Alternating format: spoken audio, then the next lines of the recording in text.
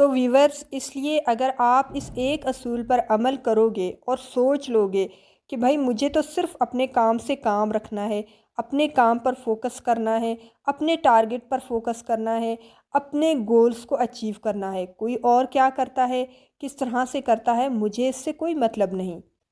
اگر مجھے مطلب ہے تو مجھے میرے کام سے مطلب ہے، مجھے میری کامیابی سے مطلب ہے، مجھے میری اسٹریٹجیز اور طریقوں سے مطلب ہے کہ کس طرح سے میں نے کب کہاں کس طرح سے کامیابی حاصل کرنی ہے اور کتنا ٹائم لگا کر اپنے گول کو اچیو کرنا ہے اور اپنے کام میں کس حد تک اور کس طرح سے آسانیاں پیدا کرنی ہیں۔ جب آپ اس طرح سے سوچو گے نا تو آپ یقین مانیں کہ آپ اپنے کام پر زیادہ فوکس رہنے لگو گے،